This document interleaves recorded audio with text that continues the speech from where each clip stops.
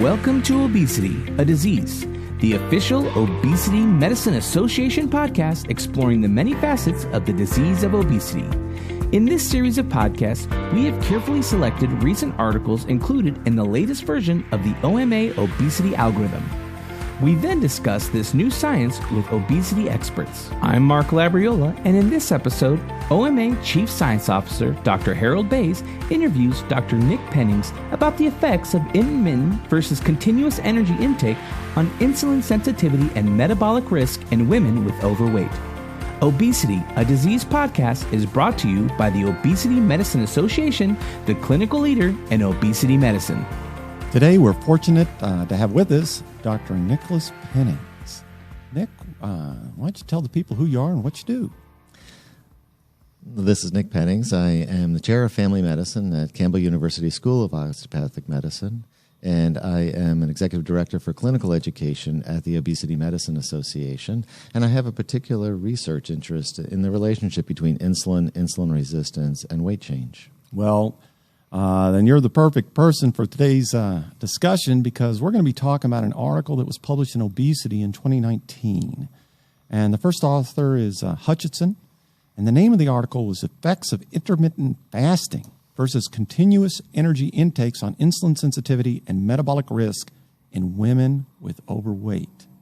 This study aimed to compare the intermittent fasting versus continuous energy intakes at 100% or 70% of calculated energy requirements on insulin sensitivity, as well as cardiometabolic risk and body weight composition, that sort of thing. And the findings were that the intermittent fasting at 70% displayed greater reductions in weight, fat mass, total and LDL cholesterol, and non-esterified fatty acids compared with not just the intermittent fasting 100%, but the decreased dietary intake of 70%. So their conclusion was when prescribed at matched energy restriction, intermittent fasting reduced weight and fat mass and improved total and LDL cholesterol more than dietary restriction. So I found this to be very interesting because, Nick, I think you probably have the same experience as me. There's increasing number of clinicians and increased number of patients that have an interest and whether or not intermittent fasting is good for them. So when people have these questions and you see this study, what do you believe were some of the key findings of this analysis? Well, I think it was a very interesting study in the way that it was designed. I think the four groups that you outlined are very interesting. It was a fairly small study. It was only 88 individuals, and it was just women. So I think there's some limitations around that. But we need more study on intermittent fasting and understanding what is happening here. So when the study looked at intermittent fasting and defined it as going 3 out of 7 days per week where they only consumed breakfast and then didn't eat for 24 hours. So 3 consecutive days they'd have breakfast and then eat nothing until the next morning and have breakfast again. And so that was the way it was constructed. And what was interesting about this is that those that had intermittent fasting of those 3 days at 70% of weekly caloric intake or reduced calorie intake did better than the group that reduced calories by the same amount but spread them out evenly over the week. Yeah, well, look, intermittent fasting is nothing new.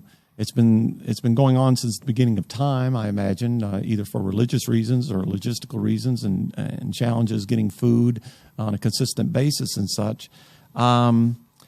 But now that it's come to the forefront, and now that it seems like something that's really catching on with a lot of folks and people want to know more about it. I mean, I just got asked today, of all things, asked a question about intermittent fasting. And one of the questions I was asked, does fasting, even intermittent fasting, result in compensatory overeating? I mean, what's your sense about that? So from this, I would say yes and no. So if you look at the one group that did intermittent fasting but consumed 100% of the calculated weekly intake, that group tend to overeat, tend to consume more calories. So they would be given on their eating days 145% of their normal calorie intake to make up for the difference that they were not eating on their fasting days. And so they did overeat. They did eat more than they normally would on those days. But no, in the sense that they didn't eat everything that they could. So in the end, by the end of the week, they had consumed fewer calories than the control group, which had 100% of the calculated weekly food requirement, but distributed over 7 days. So even though they had the option to eat as much as if they would have consumed the calories without the intermittent fasting, per day they ate a bit more, but it was still ended up being less for the week than they otherwise would have. Is that what you're saying? Right. It was about 9% less. Well, that's pretty good, right? Yeah. 9% less? Yeah. So the next question this woman asked me today, was a clinician, is she said, I'm really concerned that people that go on fasting, even intermittent fasting, that it might decrease my patient's metabolism. And I think what we know she meant is that she's talking about reducing the resting metabolic rate. And, what I described to her was that